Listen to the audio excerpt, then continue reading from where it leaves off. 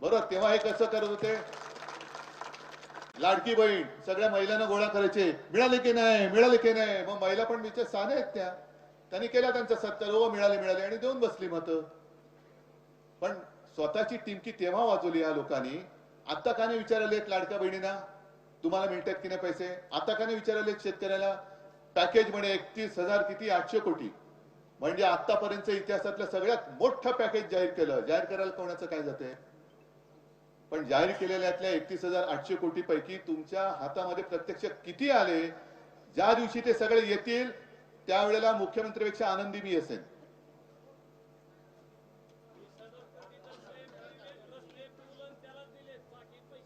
म्हणजे कोणाला? शेतकऱ्याला दिले का कॉन्ट्रॅक्टरला? विकास याला म्हणतात विकास. शेतकरी मेला तरी चालेल, शेतकऱ्याच्या उरावरनं तो आता शक्तीपीठाचा तो आहे तिथे तो प्रश्न.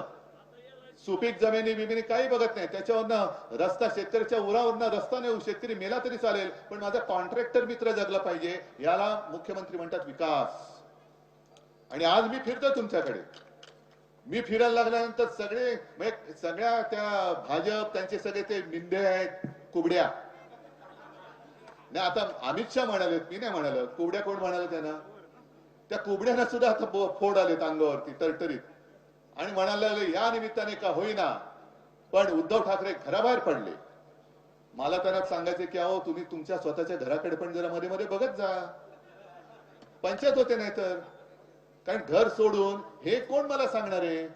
यांनी पक्ष बदलणारी लोक, 50 खोकी घेणारी लोक, सत्तेसाठी दिल्लीत जाऊन मुजरा करावा लागतो यांना वारंवार. घरदार सोडून दिल्लीत जाऊन मुजरा करावा लागतो.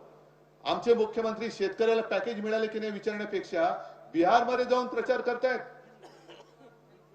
म्हणजे ही लोक यांना जर का मी उद्या मला जर का घरी बसून, होय मी घरी बसून माझा महाराष्ट्र वाचवला, मी घरी बसून माझ्या शेतकऱ्याची कर्जमुक्ती केली, मी घरी बसून माझ्या शेतकऱ्याला आणि गोरगरीबाला शिवभोजन थाळी सुरू करून दिली होती. काय काय केलं होतं जे तुम्ही म्हणजे ही सगळे भाजप आणि त्यांची पिलावळ दुनियादारी करत फिरतायत.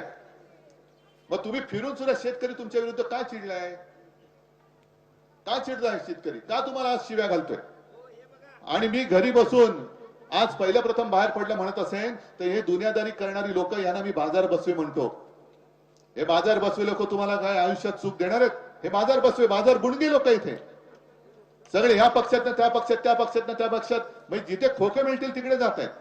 पण माझ्या शेतकऱ्याला काय हे सगळे घेऊन बसले 50-50 खोके आणि जबरदस्त भ्रष्टाचार, जबरदस्त भ्रष्टाचार. आता ह्या सगळ्या गोष्टी मी तुम्हाला मुद्दा म्हणून विचारायला लागलो. एक तर पॅकेज मधले काही पैसे मिळाले का नाही? मला आता खरं पाहिजे, कारण चॅनलवरनं चॅनल हे सगळे जगाला दाखवतंय. पॅकेज मधला एक पैसा मिळाला असेल आनंदाने सांगा मिळाला. खरं सांगायचं, खरडून गेलेल्या जमिनीला काही मिळालं? जी गुरंढोरं वाहून गेली, जनावरं वाहून गेल्या, दुभत्या गायी वाहून गेल्या, बैल वाहून गेले, कोंबड्या वाहून गेल्या, शेळ्या वाहून गेल्या, मुलाबाळांची पुस्तकं वाहून गेली, घरं वाहून गेली, शेतीतली माती वाहून गेली, मिळालं काय? पीक विम्याचे पैसे तर मिळाले ना? अरे नाही कसे? मला तर माझ्याकडे पुरावे आहेत,